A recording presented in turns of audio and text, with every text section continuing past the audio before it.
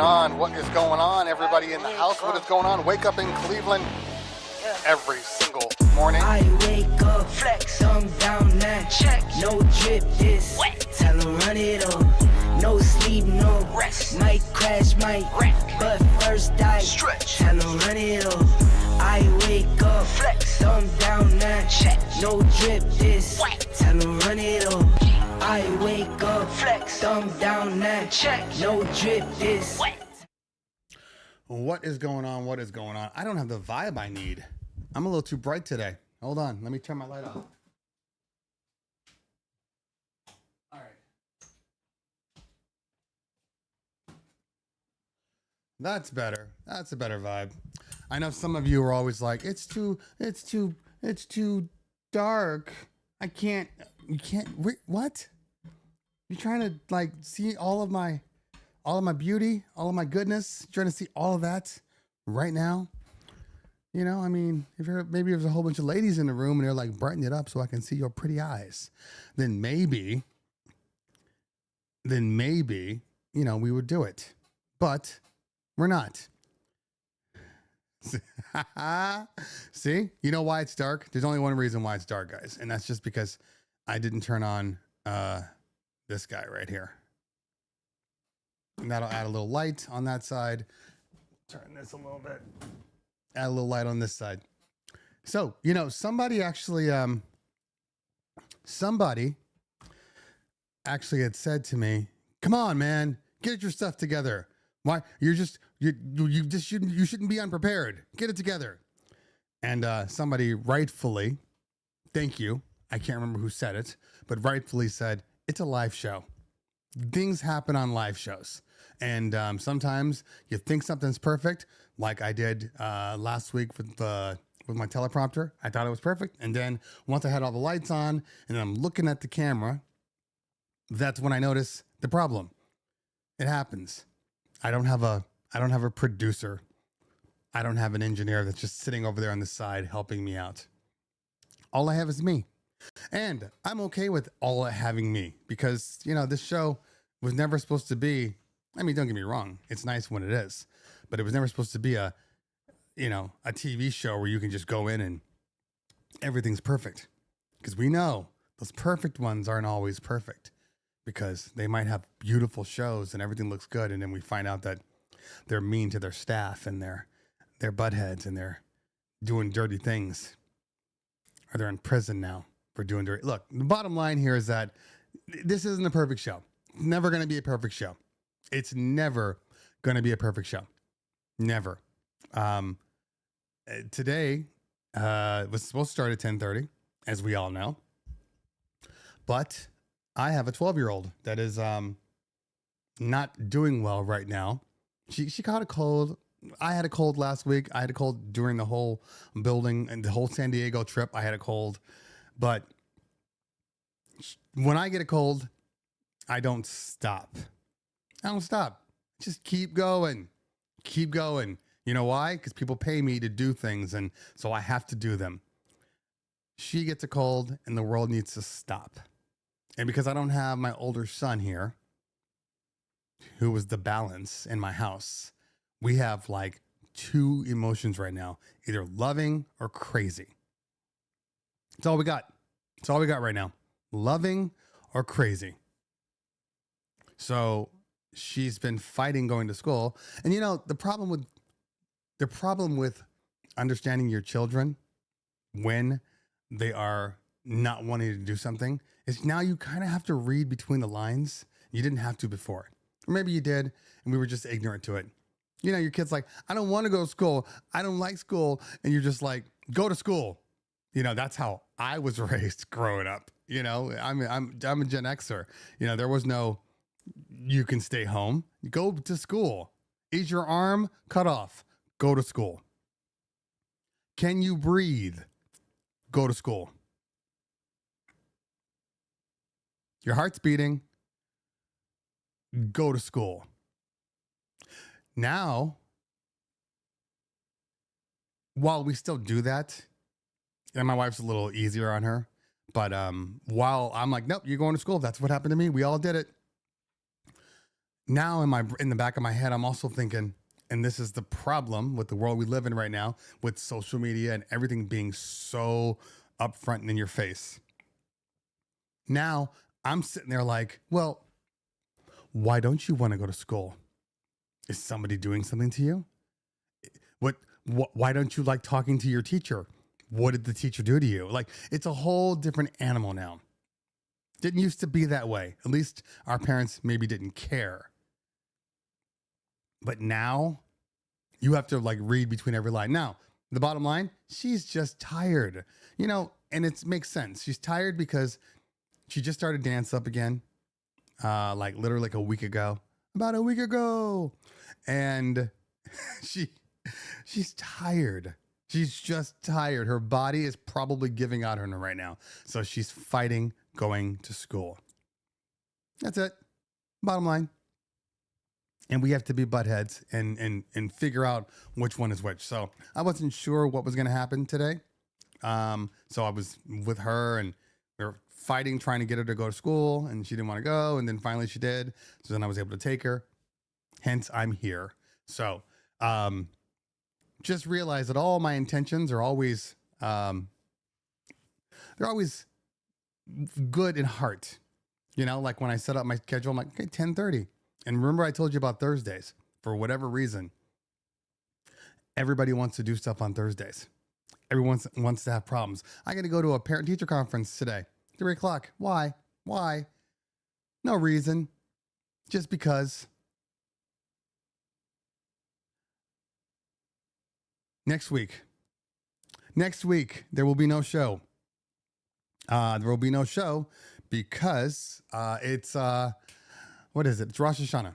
Rosh Hashanah is next Thursday. So there will be no show. If I do the show, I'm considering doing the show.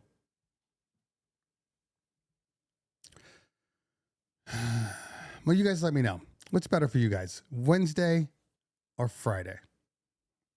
Because I'm considering doing the show. I'm also considering maybe doing a night show here and there. Anybody down for a night show? Let me know. Okay. So that's why we're here. That's why we're late. We're going till no later than 1:00 because I do have a conference call at 1:00. But I did want to talk a little bit about, I want to talk about a couple of things. One, I want to talk about my video wall install / bar mitzvah that we did for everything. I want to get into that. But first, we're going to answer a couple of questions. So let me make this a little larger so I can see what all these pretty comments are saying. All right. I need another layout that just has like my comments up here. Okay. First question I'm going to see here is by DJ Dell. And he says, best tip you can give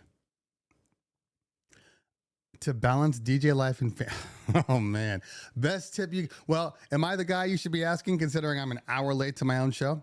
Am I that guy? Seriously, no. The best tip I can give, balancing life and family. Well, the first thing I will say, in general, we always know that there's going to be moments in time when things are just turning to shit and there's just nothing you can do about it and you're just working around it. But, and that kind of goes into my LED wall, which I will explain in a minute. The most important part for me is just having people in your life that truly understand the dynamics of what it is that you do. Okay, that's like number one, because if your family doesn't value or understand the amount of work it takes to be great, and when I use the term great, I'm not talking about rolling in the bucks or whatever. I'm just talking about just doing the best you can at the job that you have in front of you. So I have people that understand that. Do they always understand? No, they don't always understand. They don't always understand. But but most of the times they do. And so, so when I first started the DJ company and we were just doing like, DJ stuff, there's an understanding. Okay, you're going to be gone Saturdays. You're probably gone maybe some occasional Fridays, maybe some Sundays, but you will be home during the week in the evening or whatever. Even when I had my office and I was at the office, all day, and I still have my office, but pre-pandemic, they just, you have to have somebody that understands that. Now, there are two things that are happening. One, when I first started and where we are now. So when I first started, I had a full-time job and I was building this company. So that was the hardest part of everything, because you're gone during the day, you're gone at night. There's no way around it. I was doing site visits and family meetings at their homes and everything. I didn't have a location where people could just come and meet. Now, and even if they could come and meet, everybody always wanted to do meetings after work. So that means 6 o'clock, 7 o'clock, 8 o'clock. No way around that, even if like I'm not doing a actual physical meeting, like I'm doing it at the office. So after the pandemic, that fixed it because I was able to do all these Zoom meetings. It's made it a lot better, like a lot better. But every time you are building something, every time, there is a window where you have to focus like 90% of your energy to building this whatever. In my case, it was a company. So it was like, well, I can stay home and be with you, and that's fine. Or I can go out and build something so where we have a better life. And you need a person that can understand that. That's key. And so the first thing I would say is get the right people in place to understand that. Communication is very, very important. Now, fast forward to today. Up until we started bringing back the AV portion of the company, because we were just doing DJ stuff. We were doing a little bit of AV, maybe some uplights, maybe a couple of down spots or whatever. But in general, we were just doing that. Then when we decided, let's get into LED walls. Let's get into actual full lighting installs. Let's do that. Now we're back to kind of square one, with these LED walls. Well, I have to be everywhere at once. Now I got to do site visits because we're doing lighting and we're doing LED walls. I got to go to site visits. You can't sell an LED wall. You can't sell lighting to a company or lighting to a client and not see the room, because you need to know the layout. You need to know where the power is. You need to know, how many circuits they have. Like all of these things are a part of just doing the job. So, and then we don't even factor the fact that I'm literally learning how to run an LED wall, like as we go. Obviously, I get up to a certain level and it's good enough. I get to another one. It's good enough, but it's better than what it was before. So every time we've done a video wall, they've gotten more elaborate. So the first video walls we do with just a standard 16:9 wall. Okay. That's, it's 9, 10, a little over 10 feet high and then 16 feet wide, but it's technically a 9x16 panel.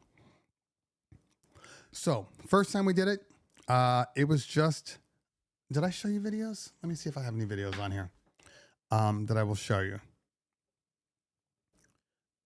First time we did it, it was just panel, a big wall, nothing special about this wall. Okay. Let me just cancel that and see if I can get to my pictures. I got to figure out what day it was. So that's easy. It's just one panel. You're just putting video on one wall. Then the next one comes, which was, this was now. And they need a DJ booth in front. Okay, now we got to add DJ booth. And on the DJ booth, they want different content on the DJ booth. Okay, now we're dealing with a whole nother animal. Not the end of the world, but we're dealing with a whole nother animal. I have to learn every single time because this is a whole new thing.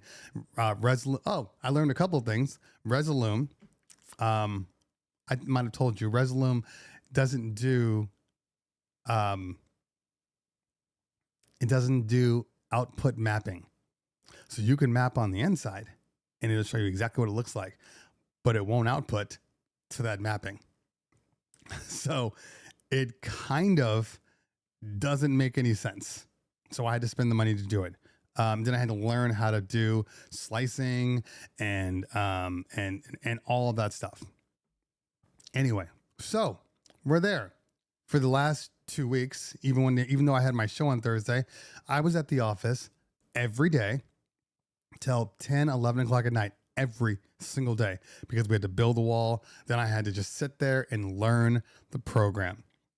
And more importantly, not just learn the program, because I do want to clarify this.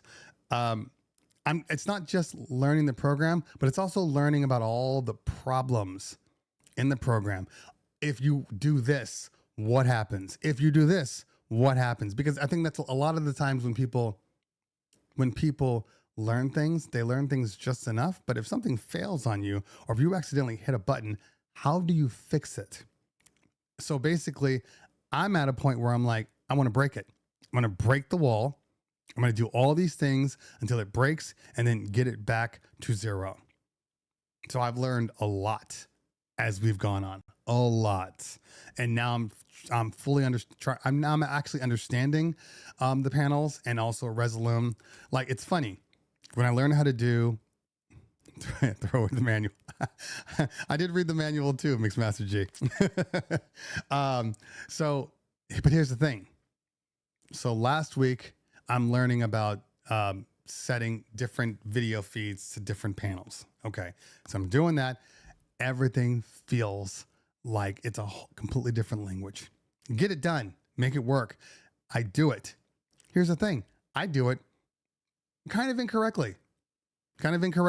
Now, I do it incorrectly because that's the way. So it's kind of like, when you're learning how to DJ and you get your Serato or you get your all-in-one or whatever, your virtual DJ, and then you start using it and it's good enough, right? So you're doing it and everything's good. You can DJ a party, no problem. But you're just kind of surface level touching the things. Like, you're only working on 2 channels. You're not doing split stems or any of that stuff. You're just using the 2 channels.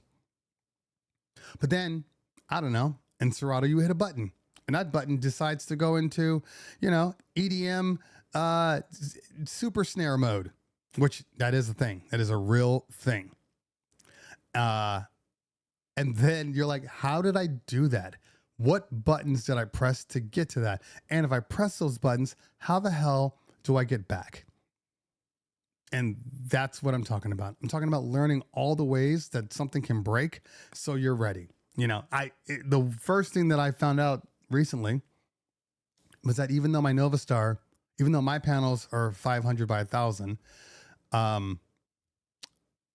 first of all, Resolume doesn't care. Neither does your Novastar. It doesn't care that they're 500 by 1,000. Your hardware cares that it's pixel on.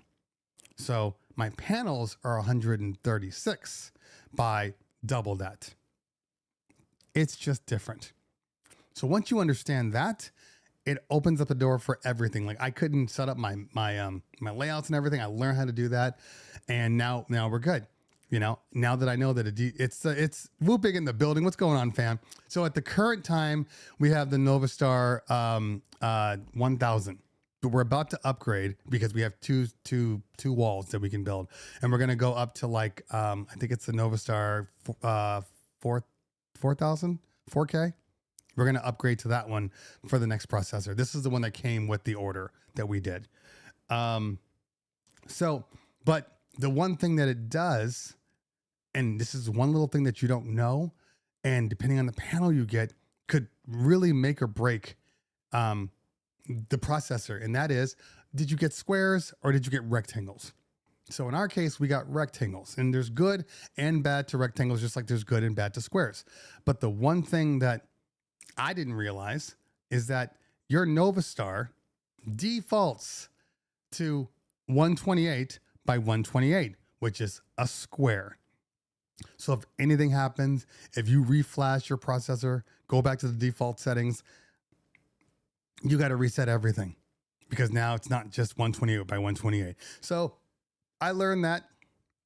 Go on. So now when I'm building out my displays and everything, I put the right information in. That way when I map it, it maps correctly.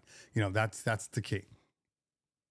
But I learned all this stuff basically right before. So I learned enough to get it done. So here's the thing. I'm watching videos yesterday about slicing. Now the language is better. I can interpret it.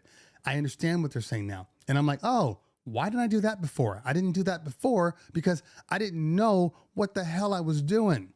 So, you know, and then the next wall we have coming up in like 3 weeks, we're not doing a full panel. We're doing 2 wider panels on each side of the DJ booth. So we're doing like a 3x5 on each side. And then we're going to do a DJ booth in the middle. So they're all going to be separate panels. So that's mapping. You got to learn that. You got to learn that. And now I understand it. So now when I move to these panels, it makes more sense now. Didn't make sense before. So you spend a lot more time in the beginning and then it gets easier. You start to understand it and then you don't have to spend as much time. But there's no company out there. Oh, I know, Whoopig. I know. We actually have to buy some mixed panels right now just for that reason. Oh God. And I also found out that the 1000, which is a good processor, but they kind of screw you.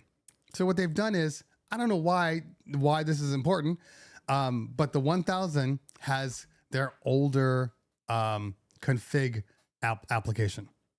All right. The ones above that have the newer ones. The newer ones are just drag and drops, and it just has a smart connect. It knows exactly the way it thinks you want to do it, and it'll just do it.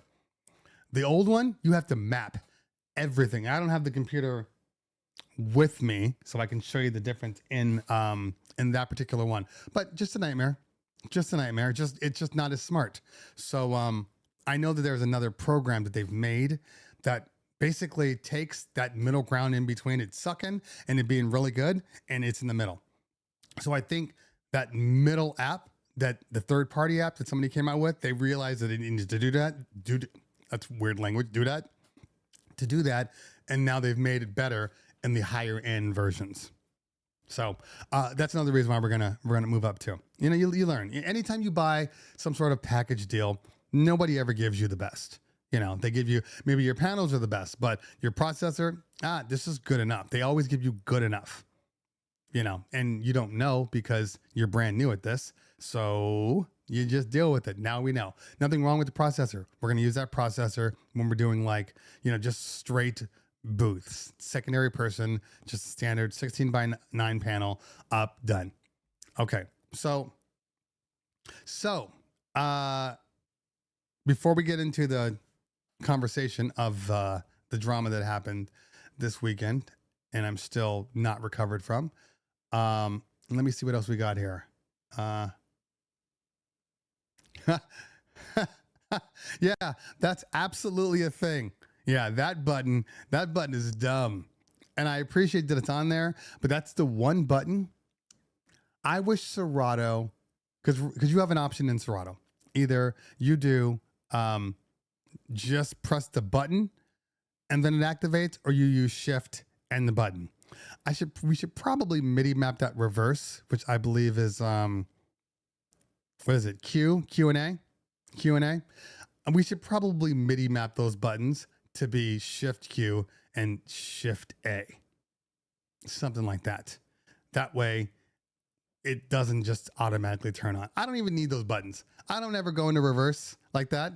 I don't go into a fixed reverse. You know, maybe I'll go into a reverse sensor, but I've never gone into a fixed reverse. That's crazy. That's crazy. Anyway, I guess that's why I'm using DJ. I guess that's why. My DJ video, it's actually shot. I'm just got to do some B-roll and some edits to put those out there. So that'll be out there.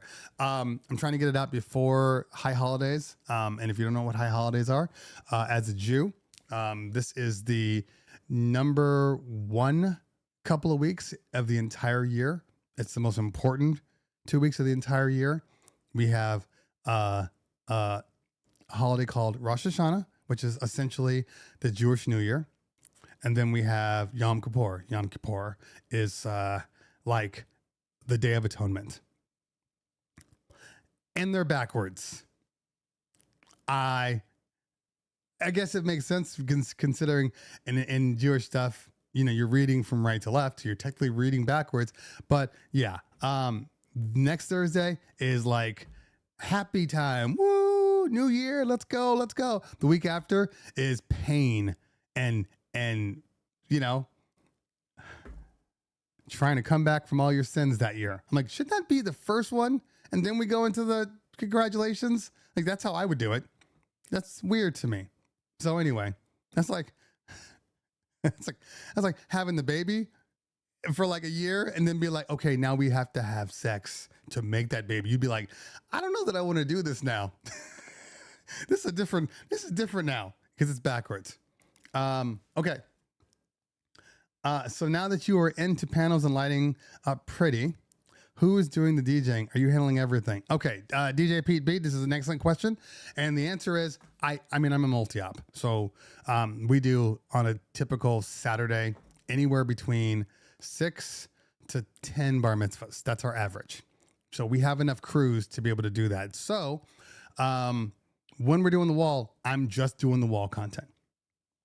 I have a DJ there that's there to do the DJing. And this is also a good thing because I don't get a chance to see all of my DJs all the time. Obviously, I don't get a chance to see any of my DJs unless I'm not working. And then I just go to their event just to kind of see how the party is. So this is a perfect time to like really get a feel, you know, for the DJs.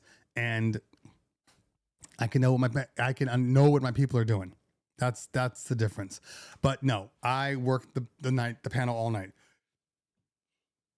So I got a DJ at home because I haven't been DJing. Weird, right? I haven't been DJing. Very, very weird.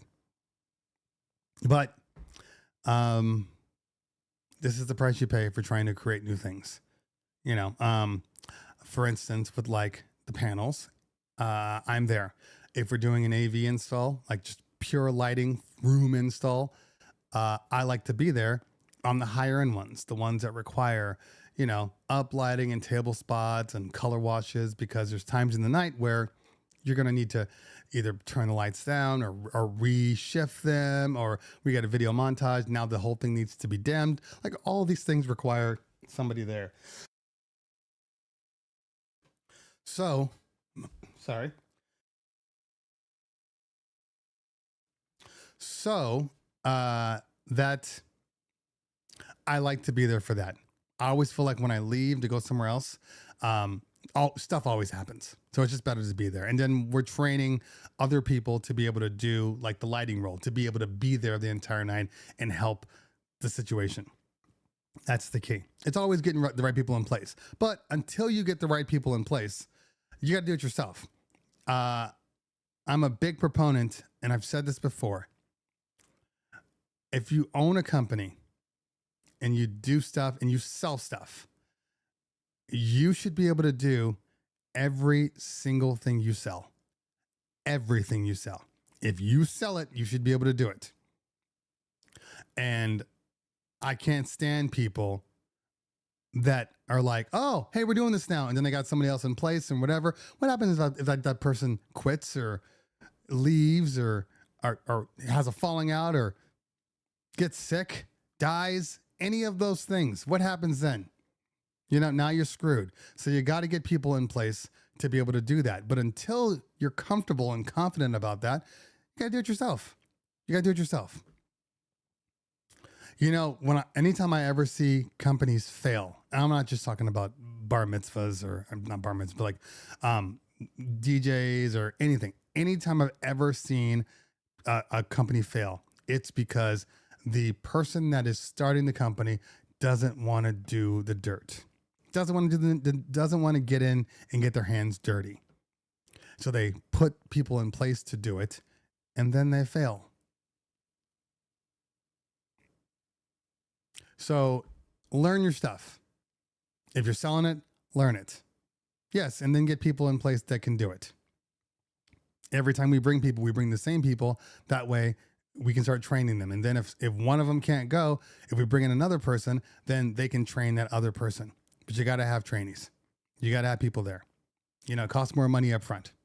Always costs more money up front. We're about to buy some more stuff just for the wall. Because we want to build, right now the LED panels, the DJ booth is just open, right? Nothing on the sides. But they just, I don't want to say just now, but recently they started making the booths where they have, what do they call that? It's the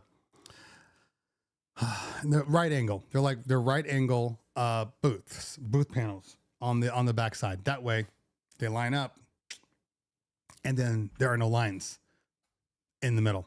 So that's a good thing. We're buying new bases so we can do different styles. It's just a lot, you know, everything costs money, and then you still have to sell it. Now, the one thing I would never tell people to do, unless you're Whoopig, and then you just decide I want to be a backline, you know, sound company. So I'm just going to go ahead and buy all this up, and then you start doing it. You know, a little different. But for most people out there, don't buy anything unless you know you can sell it. And I'm going to talking about if I buy it now, I can sell it, and I'll sell it eventually, maybe in 3 to 5 years. I'm talking if you can't make money off of that product within that year, you shouldn't buy the product because it's clearly not really going to be good for your business. Buy products you know there's an interest in. Buy products you know people are already buying. People are, you know, you got to get in that way. So when we started the LED walls, we already had clients in house. So we have a market already. It's different. You know, it's kind of like when you go to the store. You know, you go to the store and you're walking down the aisles, you know, maybe you're at a Walmart or something, Trader Joe's. I don't know if you guys have those for anywhere where you guys are, but you know, you're at a store and you're walking, and then there's like there's an end cap. Okay. Those are the shelves that are in front of, I guess in the middle of rows as you're walking through. They're like on the sides. And those end caps are for people that are like, hey, that looks good. What is that? Let me buy it. You're going to buy the product, and then they have all that candy and magazines and all that. Oh, I'm going to grab that. It's here, whatever, right? They can do that because they know it's going to sell if they put it in front of your face, because they have consistent traffic always going into the building. Okay. Consistent traffic. So they can buy things and be like, somebody's going to buy them. But if you are a DJ, if you are somebody that is just starting out, okay, and you don't have the clientele right now, nobody's booking, maybe you're booking once a month or whatever, you don't turn around and buy something super expensive that's going to take you 3 years to pay back. You know, when we bought the wall in last April. What is it? So, I'm sorry, this April. I keep thinking it's a year back. Now we have sold the wall. The first one was May 4th. May 4th. Thank you. Now I remember the picture. The first one was May 4th. And then the next one we did last week. So what is that? September. We have another one at the end of October. Then we have one November 2nd, 16th, 23rd, December 7th. So far, we don't have anything in January, but we do have one in February, and we have one in March. Okay. So, by the time we hit the next event, I'll be on the safe side and say that 16th or the 2nd, November 2nd, we've paid for them. We've paid for our panels. Done. Covered. My number. Yes, and I've already paid for the second one. Yes. My number for anything we buy, except for like uplights, that's a little different because it does take a little more time. But my number is 3 to 4 events. 3 to 4 events. That's my number. If I can't recoup it in 3 to 4 events, typically I won't buy it. That's just the way I work, you know? And, but not just 3 or 4 events, meaning like it's 3 or 4 events, one this year, one next year, one, no. 3 or 4 events like within a year.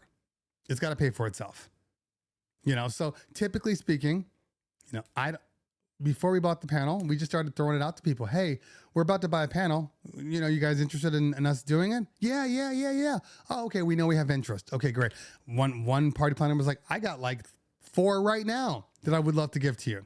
Now, let's back up for a minute. Okay, we need to back up because we need to understand why we are allowed to be potentially successful at all this kind of stuff. We need to understand this. The reason that people have such confidence in us, and WooPig will attest to this too, is because we've always done a good job in the DJing and all of those parties. We've always been, you know, high level parties. Okay. So anytime they're like, okay, hey, we have a video montage. Can you show it? Yes.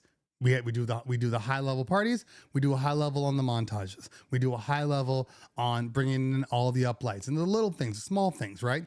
And then they've seen our track record for the past, you know, however long they've been around, 15, 16 years. So when we say, hey, we're bringing in LED walls, they don't even hesitate. They don't hesitate to book us because they have confidence that we're going to get the job done.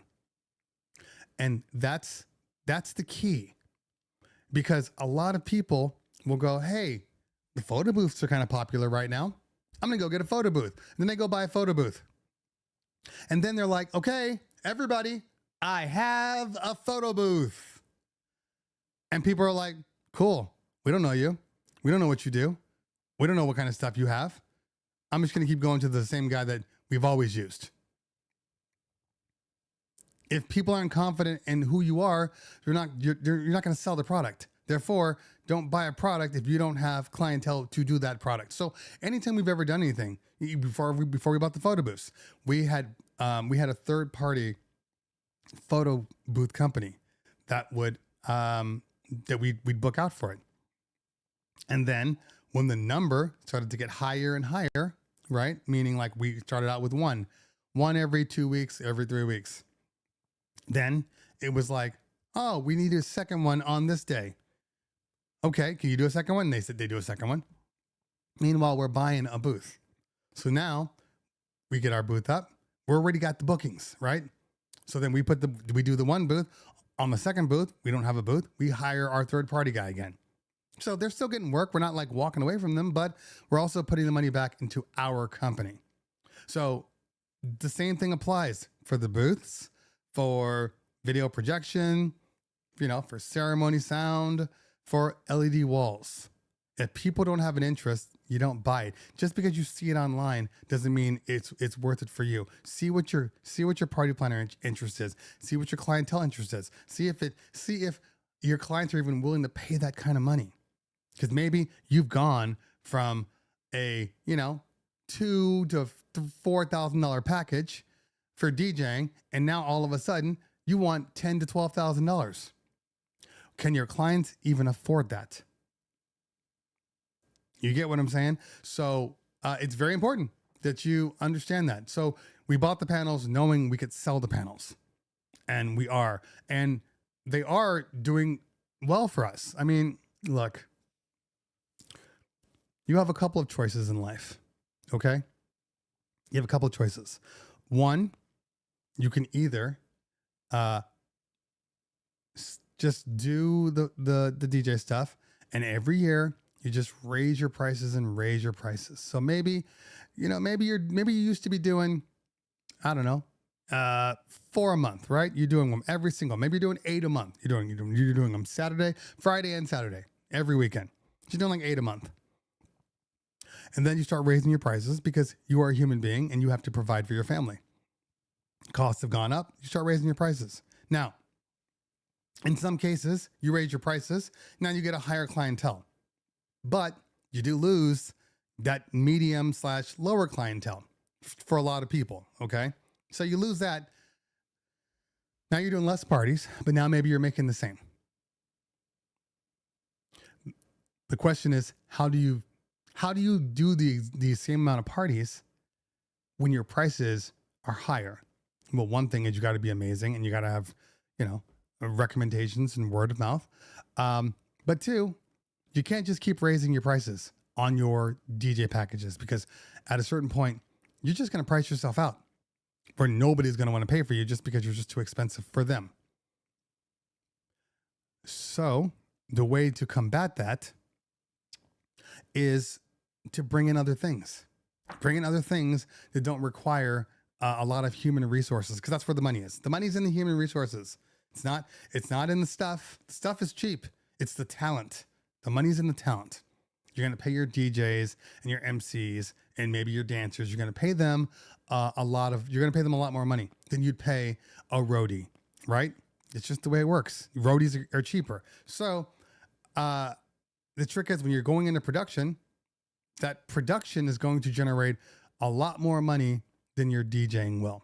If you get into production, ask Whoopig. He knows. Because the product for the most part is already there. So now you're just paying for roadies and, in Whoopig's case, you got some engineers and stuff like that. But your engineer, you pay more. But your roadies and stuff, you don't pay as much. They're not the talent. They're the helpers. So you're going to pay them a good rate, but it's not going to be that person behind the soundboard or behind the lighting. Their rate's going to be higher. So you stand to make more money by getting into something like that. You just stand to make more money. Your return on investment is just higher.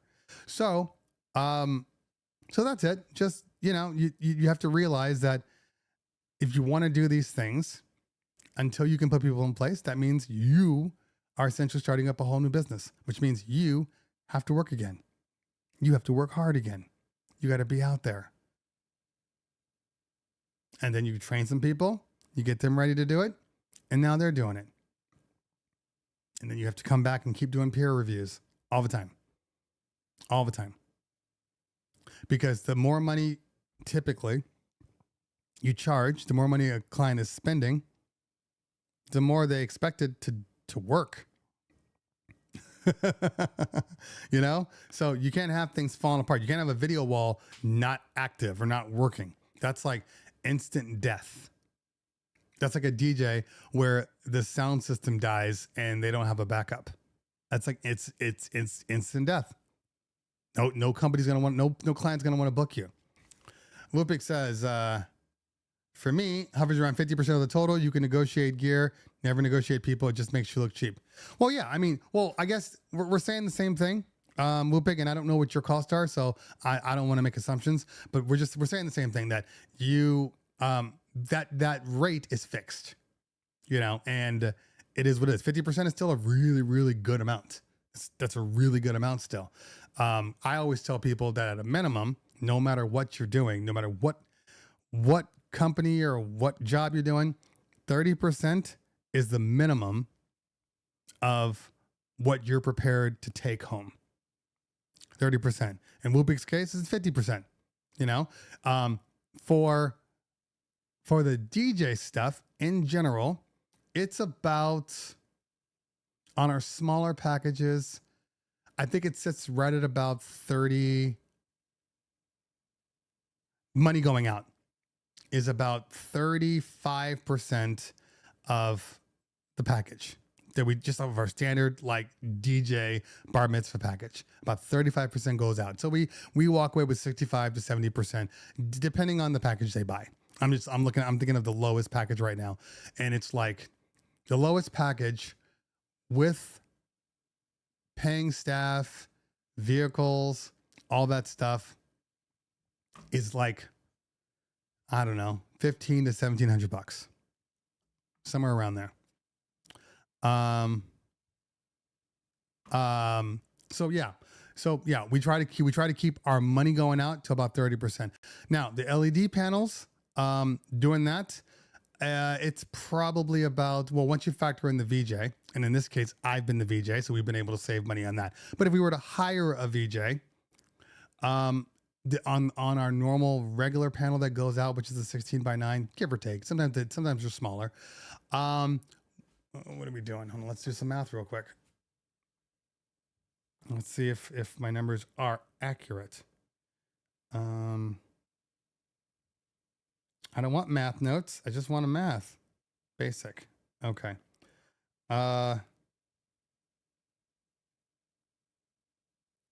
Okay. So let's see here.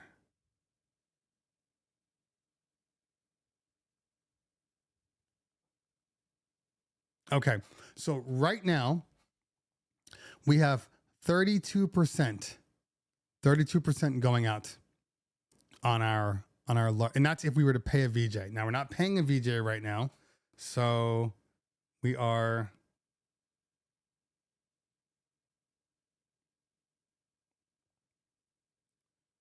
so we're only paying a little under 15% for our roadies. So as you can see, the profit margins are higher when you're dealing with production. You know, talent is just going to cost you, and you want to pay for talent. That's the thing. I mean, it's one thing to have like really good, reliable people. So you do want to pay them better if they're good and reliable. Okay. And so you do have your people that are like, some are making more than others, obviously. But with talent in general, talent just requires more money. They're not going to work for less money. So you have to pay them. And then there has to be a number where you're like, I can't pay you any more than this because I'm losing money now, you know. But there are certain people that we pay more because they bring in clients. So they get paid more. You know, there's always a trade-off and you have to figure out what it is. But typically speaking, for roadies, they don't bring in new money. So every time you pay people more money, you are losing money. That's just the way it works. So you just have to figure out what number you're willing to accept. That's it. Oracle from Tallahassee. Oh yeah. Everybody stay safe. Stay safe. I know it's hurricane time and that's crazy. Is it hurricanes or it's a hurricane, right? It's not a tornado. That's middle of the country stuff. Yeah. Stay safe. Stay safe. Okay. Now, what time is it? 12:20. Okay. Questions. Your questions have been kind of quiet today, which is not a bad thing. All right. James King. My wife just recently decided she wanted to shadow and learn to be a wedding planner coordinator. I'm a little nervous thinking of DJing a wedding she is doing. Balance work with family. Oh, this is a good question. This is a very good question because, so my partner, his wife, she wanted to be a coordinator. So she is doing coordination. It's, I find it fine. I don't think that they have any like weird relationships. Like she does her job and we do her. My wife works our photo booth on occasion. And my wife's she's a Jewish American princess. So every so often, you know, I got to be like, can you get back over at your booth, please? Like, go do your job, you know, but it's fine in all honesty. You know, I find that the better friends you are with the family, or not with the family, with the coordinators, typically the better the parties are, because your coordinator, if they're on your side, knows how to communicate your issues. You get what I'm saying? They know how to communicate any pitfalls that you see. They're willing to take what you're saying as truth, because a client does not know most of the time what it is that they really want. Or they don't understand that what it is that they really want is bad for their party. So there's a combination of both. So I don't have a problem with that. I don't have a problem at all. Okay. All right. Now, okay. Lupik says, I'm thinking about opening myself back up for DJ events. What's your go-to controller these days? When I stepped down, it was the SZ. So let me just clarify something. In my opinion, it was never the SZ. Now, I say that knowing that the majority of the world is using the production houses rent out more SZs than any other controller on the planet. And I cannot stand the SZ. But if you like the SZ and you don't want moving platters, I mean, the newer all-in-ones coming out from Pioneer have been really, really good. You know, like what is that? The XZ. That's a good controller. I know it's about time for some of their newer control. I mean, it's September. In all honesty, I would tell you to wait. I would say wait at least until, I mean, in September, going into October, I'm telling you to wait till NAMM. NAMM is, you know, there's going to be so much gear that's going to be released, and you don't need to be pissed off that you got the wrong one. So I would wait until NAMM, unless I tell you this is the one to get. All right. Mixmaster says wait until October. Yeah. What's wrong with the SZ? It's old. It's just, I don't find it a good controller. Now, okay, I don't like capacitive jogs. So that's the first thing. You know, I'm not a big fan of capacitive jaws. That was like the SX. When I first was using them, they were fine. Now there's so many other options.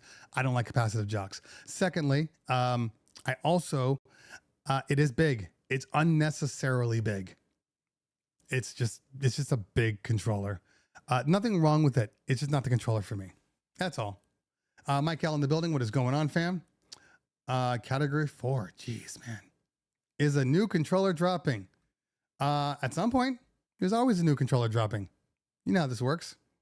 Biggie Smalls in the building. Airstream DMX lost connection several times at very large homecoming dance. I'm done. Is Wolf Mix my next move? Okay. So I'm going to say something that, okay, I'm just going to say it. ADJ,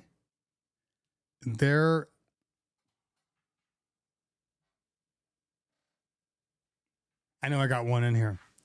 Their wireless protocol systems or wireless DMX, in my opinion, is the worst on the planet. The worst on the planet. I have lost so many connections with the Airstream that I stopped using it years ago. My partner stopped using it probably like, I don't know, a year and a half ago, because it's that bad. It's that bad. So yes, the WMX is a great controller. And then, yeah, the D-Fi XLRs, those are the ones from Chevy. I've showed them to you before, right? I'm stuck. Hold on.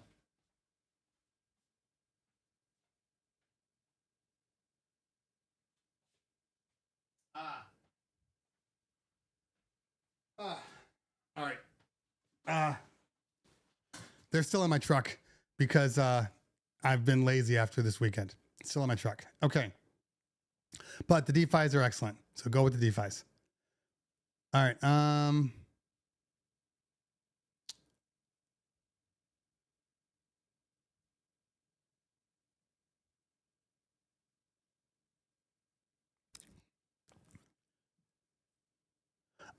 I don't disagree with you guys. Okay. I'm not saying I disagree. And I know that there are people that love them. I just don't. So, I'm always going to recommend something that's not the capacitive jogs, and they're done because they have better jogs now. That's why they're done.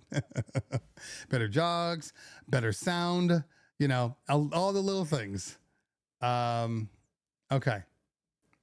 Let's see here. Samuel Patterson. I have an SX3. Nothing wrong with that.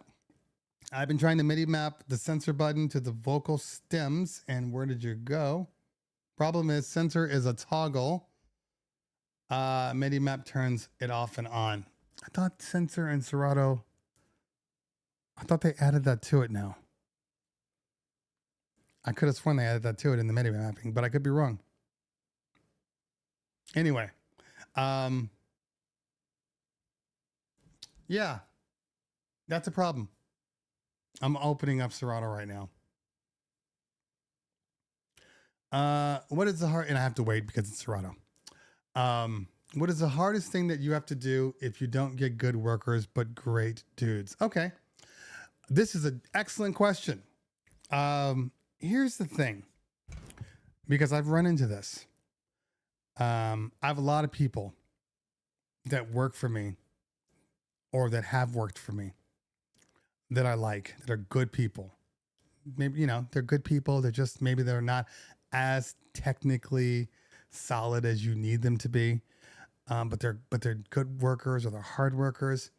I still keep them around. I just shift them to different things. Perfect example. So we have a new warehouse manager. And the other warehouse manager was good. It was good. Nothing wrong with him. But we had, you know, kind of long-term visions, and there was another person that had his own position, had his own company for a minute, not doing what we do. And it fell through, and he needed a job because he wasn't working. He's one of our MCs also.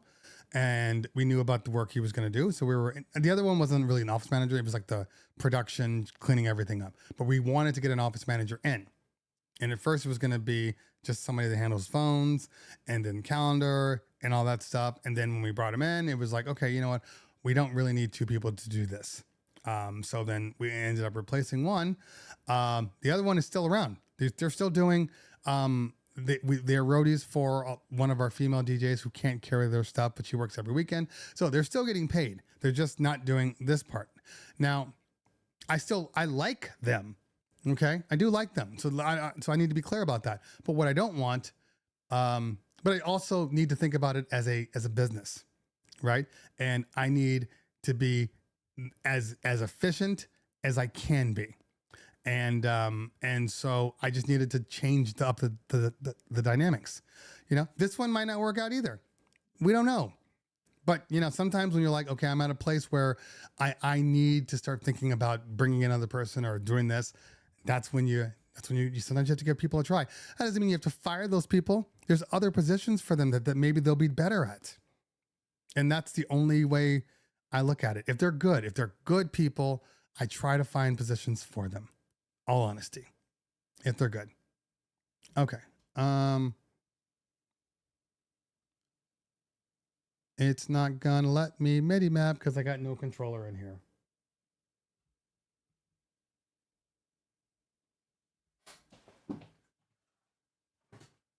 That controller's falling all over the place. All right, let me get this controller real quick. Let me get a cord. Hold on for a minute.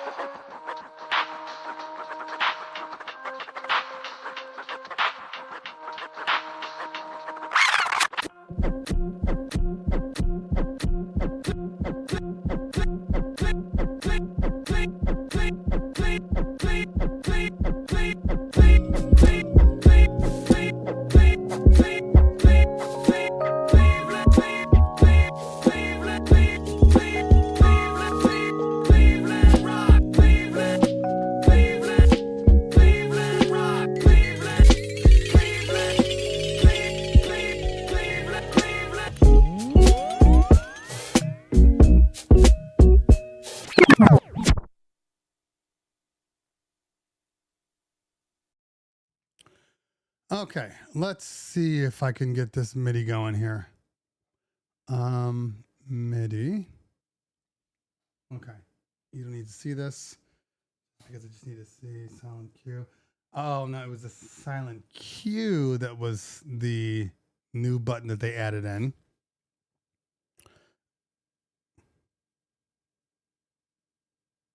Not the sensor button. Well, here's the trick, because since I don't even use the sensor button anymore, instead, I use this, not the silent Q, I use just the stems. So why don't you could set up a MIDI mapping just for your stem solo. So it'll remove the vocal and then add it back in. It'd be 2 clicks instead of 1, but that's what I've been using my sensor for now. I don't even use my sensor. I use stems. Okay.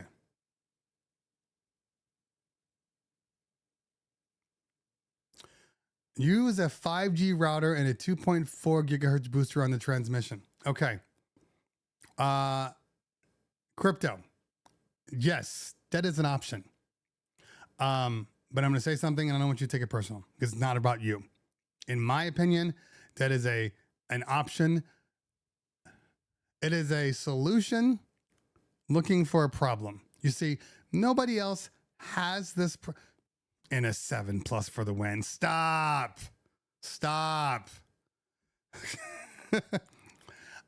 No other DMX has this problem. No other DMX. Well, there's one, but it's not really on the market yet. It is on the market, but it hasn't blown up. But no other DMX has this problem except for ADJ. So if I got to do all that, I'm not using that product. Now, this is a me thing, not necessarily a you thing. But in my opinion, if I got to, it's the same reason why I do bring mixers to some parties, but I don't use mixers all the time because I shouldn't have to. You see, this is me being like adamant about not promoting a product that creates more issues for me. You know, if I have to plug something in or do something else or run something else, I don't want to use it because I'm always fearful. Well, what if I just forgot that one little thing? Now I'm screwed. I don't want to deal with it. The thing should just work. It should just work. A cell phone shouldn't knock out your DMX transmission. In all honesty, you know. So to each their own. If that works for you, cool. I just want a product that's going to work in any environment. And I have found that product using like anything else. The WMX, Sound Switch. What's the other one? Those are the main two. And my Chevette DeFis. My Chevette DeFis have been really, really good. I have never lost a signal with my Chevette DeFis ever. They've been that strong. So to each their own. And I'm talking big rooms too. Big rooms. Sorry, I can't do it.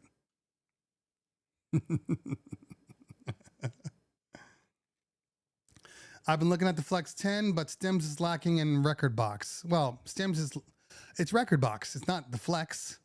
So until Record Box comes out with a better version of their stems, it's not going to matter what controller you have. It's still going to sound basic at best. It's going to be 1.0. 1.0. Stems 1.0. All right, 40 minutes. Okay. I'm rocking the Ref 7. In Louisiana, I love it. Just a big board. And the Ref 7 isn't even that big of a board compared to like the Rain Performer. Yeah, I don't trust it all, Rook. And I love Light Rider / My DMX Go. I think that's a really, really good iPad app. And it's actually one of my favorites, except for the transmission issue. You run into the same problem with My DMX Go. Same problem. Do you think Serato will come out with a new update soon? New features? I mean, they're always coming out with new updates. New feature. There's an update happening. I just don't know exactly when. There's a massive rewrite that is going to occur. I just don't know how long it's going to take. For the 3-button FX controllers like the SX2, SX3, and SC, seems like the FX buttons can only be mapped to one effect in DJ. Love the DJ software, but this limitation is a headache. Seems like the FX buttons can only be mapped to one effect in DJ.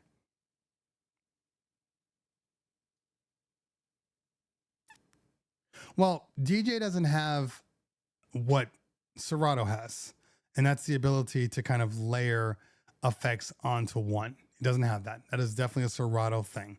I find that I don't really use the majority of effects on DJ. I've been using just, echo and reverb and whatever my hardware effects are on my board. That's why I have hardware, so I don't have to worry about that kind of stuff. But, everybody's different. Everybody's different. Okay.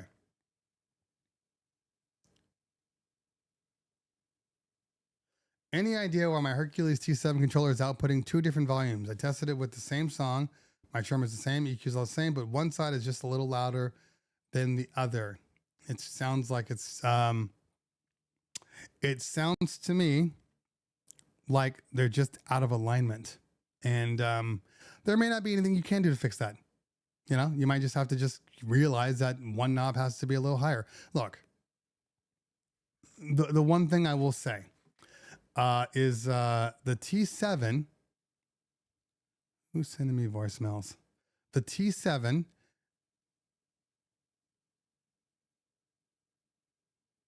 sorry, hold on. Okay. The T7 has a questionable build. Okay. It's made very affordable in order to sell as many as they can. And I'm sure that there were shortcuts taken and sacrifices being made. And the only thing that I said in my review about the T7 was the build quality is questionable. Great product. I don't know how long this thing's going to last is exactly what I said. So I'm going to tie it up to build quality. Okay. Joe Scribb with the $5 super chat. Thank you so much, fam. Appreciate that. What business software do you use for invoicing? So I use not everybody's software. I use a company called ShootQ. Now, ShootQ is good for me because I have customized the hell out of it over the last, 11 years. No, I say 11 years, even though we've been in business for 16, because we were going manual, all spreadsheets and everything for the first 6 years. Then I'm like, we're too big. We can't cover all this. So then we moved into this company called ShootQ, which was a photography CRM. But I made that thing a DJ one.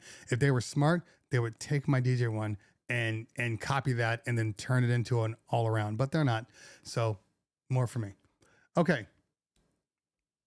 Do I think Rodecaster Video is a game changer?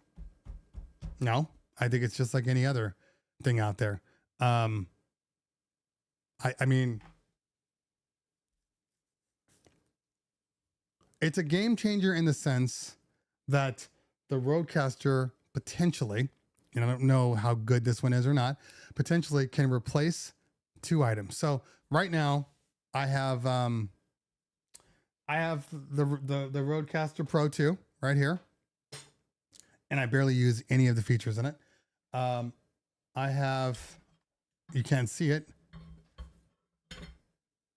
I have the ATEM Mini Pro ISO that I use.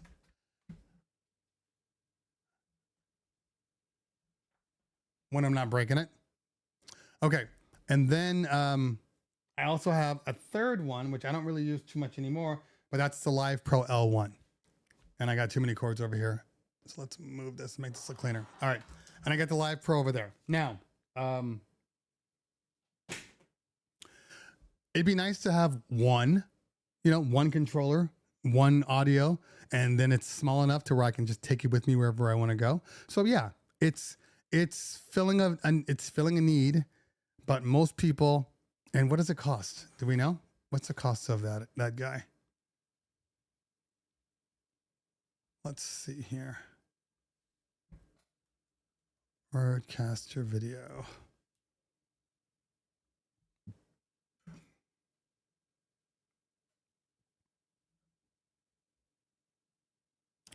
Okay, Rodecaster video.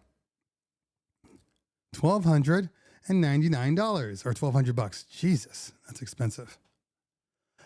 All right, 4 HDMI's, 2 USB-C, supports 1080-60. Okay, Ethernet or Wi-Fi, good. Switcher with integrated audio mixer. So it looks like they're trying to go after the ATEM Mini Pro. 9 stereo channels, 9 effects.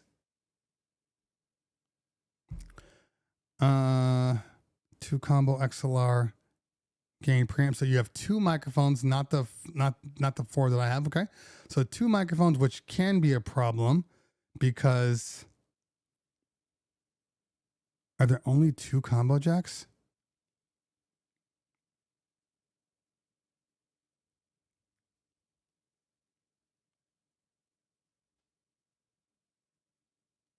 Let me see the back. Show me that backside, girl. All right.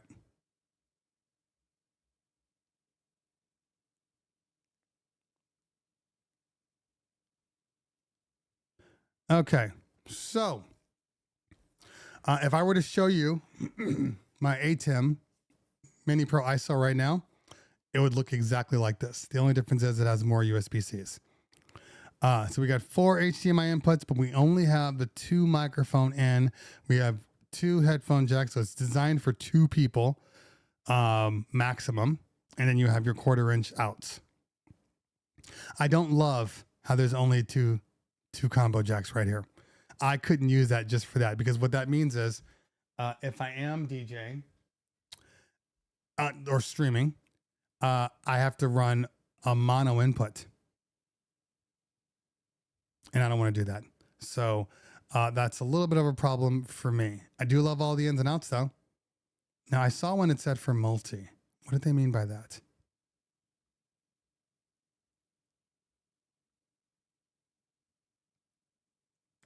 Oh, they're selling you cameras too. Okay. And they want to go Rode in. I don't know about all that. Anyway, teach their own.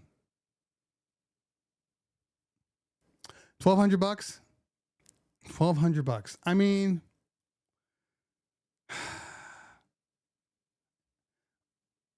what is the...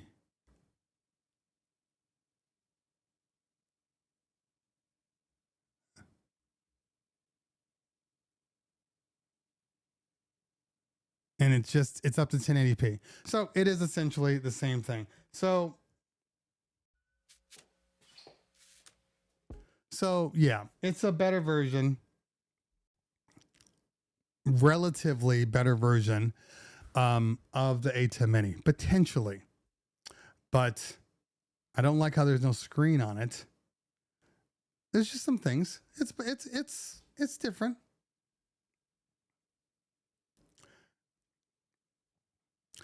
Have you used Neuromix crossover stem effect on DJ? I have not. If it requires me to do anything extra, no, I have not. I've only been using it for just the main DJing, which is what the review is going to be on. Just DJing. It's not going to be on making beats or any of that stuff. It's just on DJing. What do I think about the Rane 12 MK2s? I think they've been out for years. I think they're fine. I think the Cross 12s are better, but they're fine. But if somebody was like, "What's your writer?" I'm asking for Cross 12s. I'm not asking for MK2s. Stevie Ray in the building. What's going on? Let's see. Looking for an update looking to upgrade from my S5 to a used but good S7 so as to get standalone effects, but heard about channel faders issue and difficult servicing. Is it serious? I haven't heard anything about the S7 having channel fader problems. In all honesty. And look, everything's different. I wish I could say that everybody uses their mixers the same way, but they don't. For instance, I've seen Rev 7s with scratches all over their faders. Then I've seen mine with no scratches. My S11 still has no scratches in there. Meanwhile, I've seen other people, and the S11 is nowhere near as bad. They've actually been pretty good, but everybody's different. And if people are rocking hard on those channel faders, and again, the S7 doesn't have Magvel up faders. So if you do have problems with the channel faders, it's because you probably should have gone with the S11. You understand what I'm saying? It just depends. Okay. Samuel Patterson, I already got you with the $5 super chat. Thank you so much, fam. I did, because I'm going back down now. Okay. Pablo in the house, what's going on? There's 2 line in as well. Not that I saw. I see 2/4. I see 2 combo jacks. 2 combo jacks. These are headphone jacks. These are 1/4 inch outs, 1/4 inch ends. Yeah, just the 2. Unless they're on the front. Did I miss something on the front? No.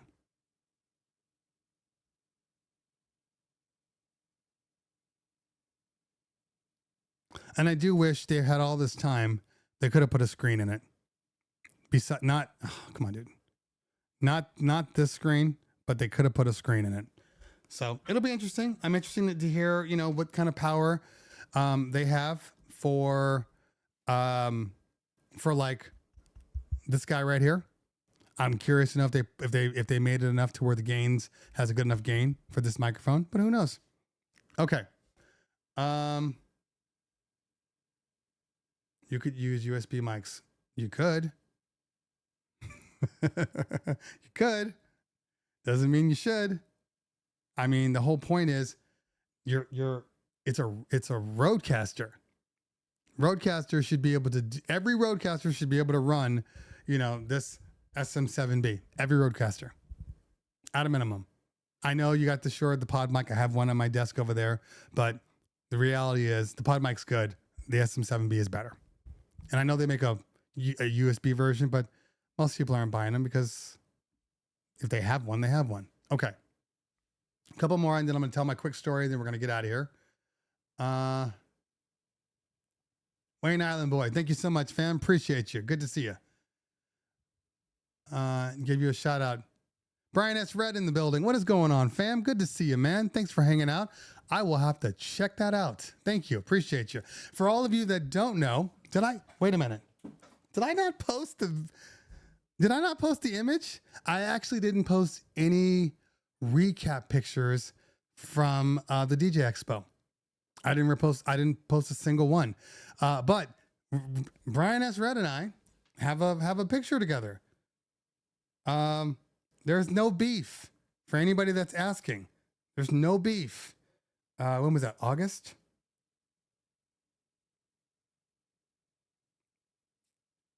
Ah, there it is over here.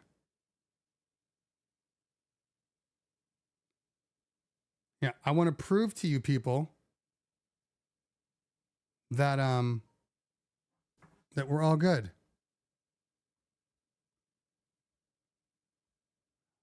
Hold on.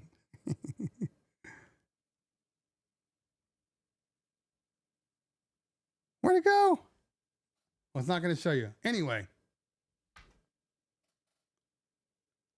Who's that? Look at that. Brian S. Red, Cleveland Terry smiling together. All friends. All friends. And I'm going to say something.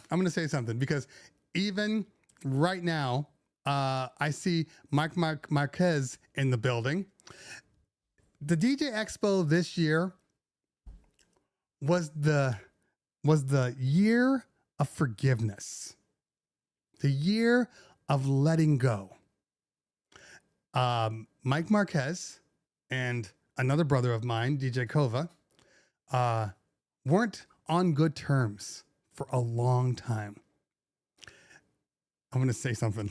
I know DJ Kova's not in the house, but I know what started the fix in the relationship with Mike Marquez. When I got to the expo, and I was walking in, and Brian S. Fred was there, and then we all said hi and chatted it up, took a picture. DJ Kova saw that. He saw that, and he goes, "Huh? Look at you." I'm like, first off, I never had a problem, but either here nor there. But look at you doing that, and that made him go out and reconnect with Mike Marquez. Telling you, man, it works. It works. It works. now they're getting married. They're getting married in June. Congratulations.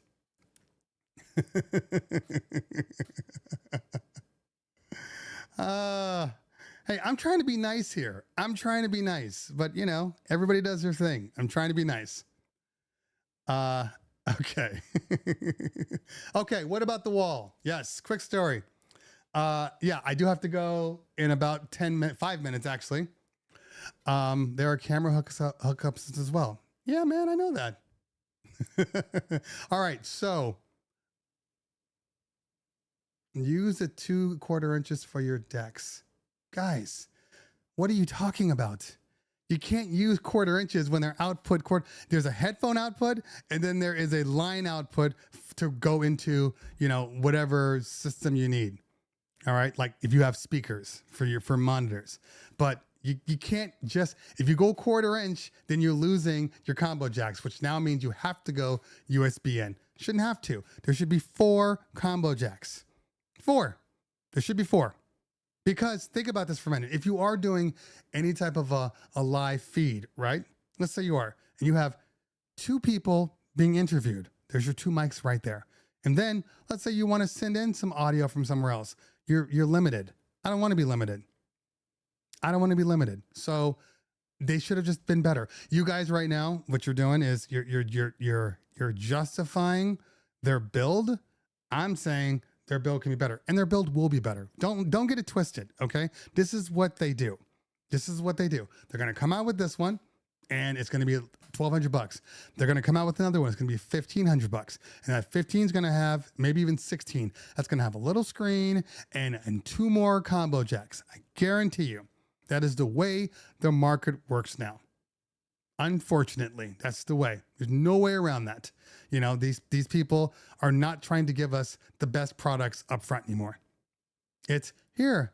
Chevy is the king of that. The king of that. Here's something you guys will like. Well, this is great. This looks great. And you buy it, you're like, hey, it doesn't do this. Oh, yeah, we know.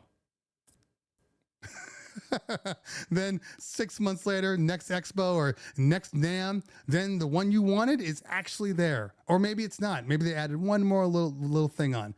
But this is what they do. So only buy, this is an MKBHD statement, only buy what the fixture, what the hardware says it's going to do now. I know a lot of people were complaining about like the Opus Quad, okay, which is a great controller, but they did say there's streaming coming to it. We're going to bring streaming. We're going to do this. We're going to have, you know, all these things, and it's still not there. And people were like, well, this sucks, man. Like, well, yeah, it does suck because it would have been nice if it were there by now, but you don't buy any hardware for what it could be. You buy it for what it is now. And if it doesn't work for what it is now, then don't buy it. Then don't buy it. Okay, let's see here. All right, so when is it? When is NAB? I've never been to New York, so that's definitely a possibility. Good people on earth are innocent. Yes, this is very, very true. It's all a business. It's all a business. Okay, so I do want to talk a little bit because I do have to run in a couple of minutes. But let's talk a little bit about my trip. All right, let's see where we go here. Okay, this will work. So you guys probably saw. You probably saw my Instagram. If you're not following me on my Instagram, you should be. It's just Cleveland_Terry_. Check it out. October 9th. October 9th. October 9th. That's like 2 weeks. I cannot because I believe that is yeah, that's Yom Kippur. I can't do anything that week. If I were to leave, I would be divorced. So next year, because you know it changes every year, the high holidays. Okay, so all right, you guys probably remember. You guys probably remember, if you saw my video, you saw this guy. It doesn't really matter if there's no sound. We're not going to just. Anyway, so this was my load in and out from Hotel del Coronado in San Diego, basically. It's Coronado, like island, but it's San Diego. Anyway, so I'm going through this thing and get off of that. And you have to go out the first kitchen, and then there's major construction happening. So now you have to go through this uneven, the levels, everything is, these are all, you know, metal grates that are there. They're not even, they're not flush. They're going up, they're going down. It's a very, very small walkway.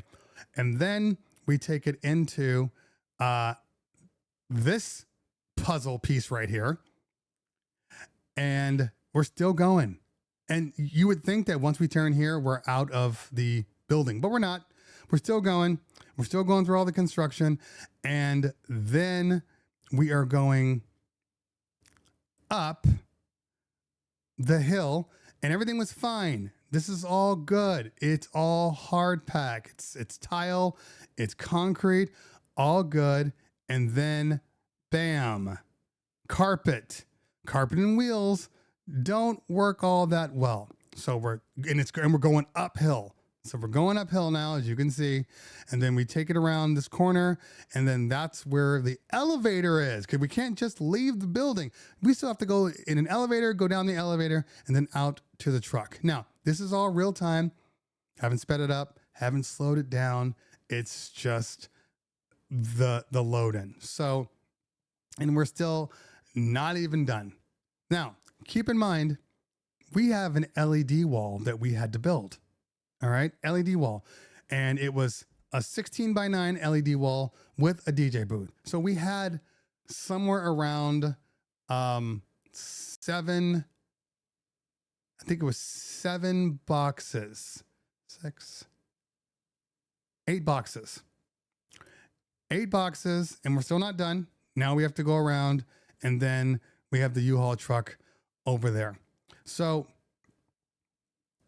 it was a lot of loading. It took us, I want to say 2 hours just to get everything in the building. And you see where we weren't even done yet. 2 hours. All right, let's drop down. Now, where's my build? All right, here is my build. I tried to do multiple builds, but people are dumb and they get in the way, and then they move everything.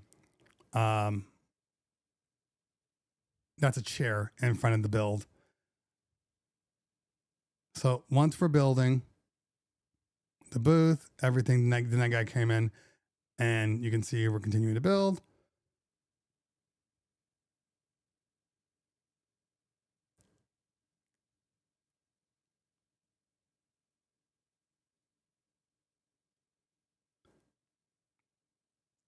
Yeah, it was a lot. It was a lot. Yeah, so we weren't done. We still had to do this whole top piece right here, but we had to move some stuff around. The bottom line here is, this part of your service. J-Book in the building. Yes, it is, pal. And the bottom line is, well, let me see one here.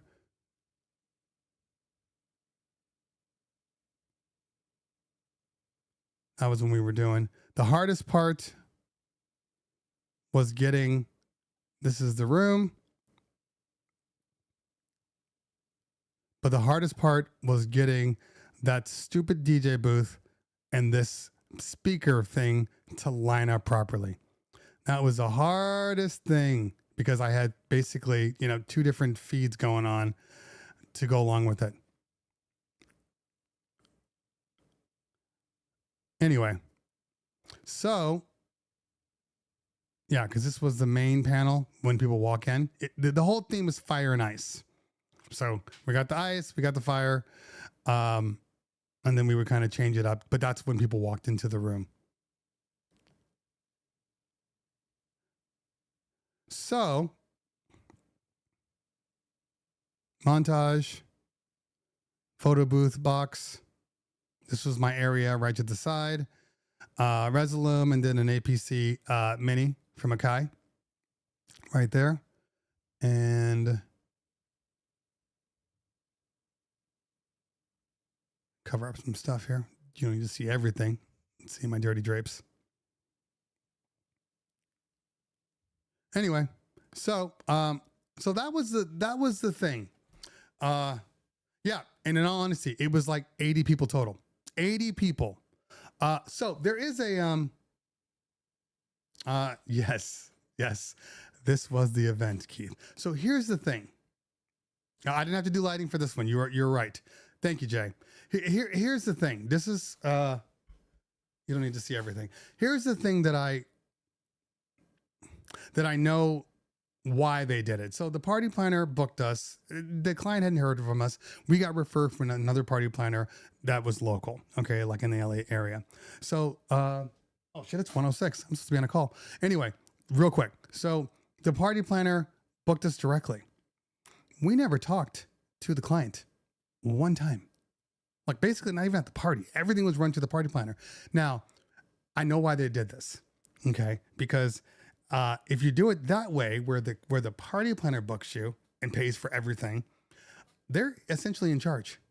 They're the ones that tell you everything to do. They're essentially the client. So if you're, let's say you're passing out, party favors or, all that stuff. And then your client comes up and says, oh, hey, do this instead.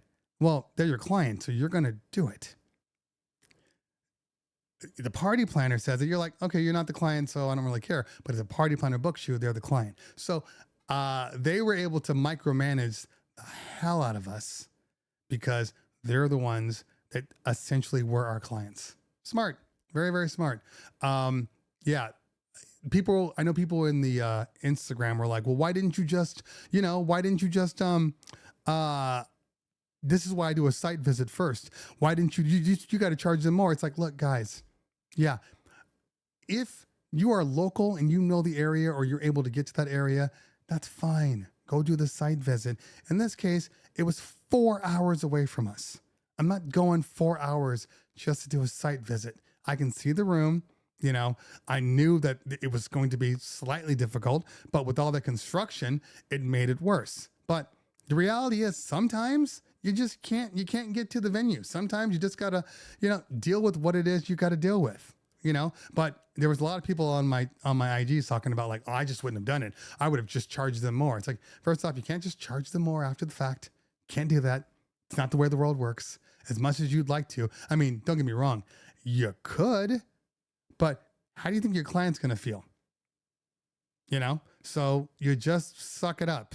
And basically, yeah, it took us an additional 4 hours to do that. 4 hours. But it is what it is. Let it go.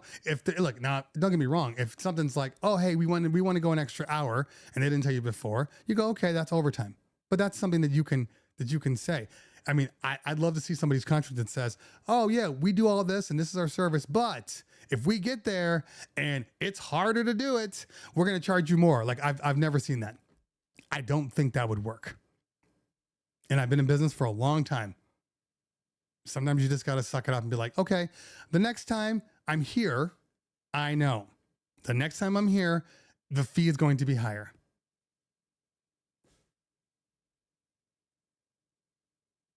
If you say upfront the cost of I believe it's fine. It's never fine. How can it be fine?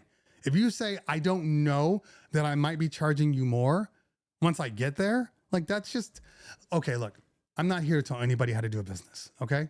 You do what you want to do. If it works for you, great. But in my opinion, just for me, I'm only talking about me. So don't turn around and be like, he said, for me, I, in good conscience, could not do that. If it's not costing me money, it's costing me a little more sweat and you know, and blood, but it's not costing me any more money. My roadies are still paid the same regardless. It's an inconvenience. I'm not going to just tack on some sort of inconvenience charge. I don't think that looks good. That looks good on a go forward. I think the client would be like, oh, okay, fine. I'm going to pay it. But now I'm going to tell all my friends that don't trust the number he gives you because it's going to be higher after the fact. I don't personally like to do that. You know, and now again, every client is different. And remember, and every client is also different types of clients. You know, like I do, for the most part, bar and bat mitzvahs. We don't market at all. It's all word of mouth. Everything. We've been in business for going on 17 years. We've never put one marketing dollar out. We've never done a showcase or any of that stuff because we do a good job. The 300 normally people that are at our party, that is marketing right there. And then the clients tell everybody about it, and then you get parties from those referrals. And we do 400 events a year. So I believe that the reason that is because we do a good job and we're really upfront with everything. There's no secrets. We're not trying to get over on somebody. We're just trying to do a good job. So I think that works. And if I started getting to this thing where it feels like they're being nickel and dimed, then they're not going to want to book. Now, of course, Alexandros, I agree 100% with this. You know, any mileage, we already book because you can, those are things you can get in advance. You can literally just go into your map and type in how many miles it's going to be, type in what it's going to cost. That kind of stuff is factored into your labor rate, right? So you don't just do just enough to make your labor. Okay. When you're doing stuff like this, installs, production, you have to take your install price, right? And then you have to add on, I would say at least, 10% is a good number, I think. Some people do like 5%, but there is an overage that is built into your package, into your labor rate, into your panel rate that will allow for situations like this where, oh my God, it's a lot longer than I thought. Oh, it's this. Oh, you need a couple more uplights. Oh, okay, great. All of those things are built in already. So you've essentially charged the client. They just don't know you've charged the client because you don't know necessarily what you need. You get it? You know, we've done lighting stuff. You add 10% on top because what if you get there and they're like, oh, by the way, could you happen to have 2 more uplights over here? Or can you put a wash right here? So we'll put in, that'll just be in there. Don't just bring just enough and then be like, well, remember, you only paid for this. So that's all we got. That just makes you look bad. Just have a couple more, you know, that extra 10%, they're just sitting there. So if somebody orders, 20 uplights, just throw 2 more in the bag. And let that be a part of your budget. Anyway, look, everybody's going to run their business different. I'm not here to, if something works for you, cool. But in general, this has done me well. And I've been in business for a long, long time. Yeah, agreed. Yeah, exactly. Because you don't want to play around with it. You don't want to play around with it, and just be like, nope, fine, it's fine. Because I have clients right now where, our packages are 1 hour cocktail and up to 4 hours of entertainment. I know. Thanks, Randy. And I know that happens. So if a client's like, hey, my party's only 4 hours, they've paid 4 or 5 hours. Okay. So if they're like, hey, I want to go overtime, can we go like another 20 minutes? Absolutely. You paid for it. It's already built into your package. So if you want to go the full amount, we go the full amount. Now, after the 5 hours, okay, before we go any farther, we need to discuss price, and then we go that route. So everybody's different. Again, you do what you need to do for your business. This is how my business works. And for me, it works really, really well. I just like to be transparent with my clients. You know, because I mean, there's a reason that when a client calls you, potential client, they're like, so I know your prices are this. Is there anything else I should be worried about? Is there anything else that you're going to charge me for? Like that right there is a sign that they've been burned before. They thought they were getting it at this price, and then it ended up being, you know, $1,000 more. And I don't want to do that to people. So I just do it this way. Oh, and thank you for the compliment about the working out. I've been back at the gym again, and exercising consistently. So thank you. All right. Gotta run. I gotta call this client right now. And besides that, I won't be on next Thursday. I'm gonna pick another day. I'm thinking Wednesday night. I'm thinking Wednesday night at it's night for you guys. It'll still be daytime for me, but I'm thinking like 6 o'clock Wednesday night, something like that. So for the East Coast, that's 9.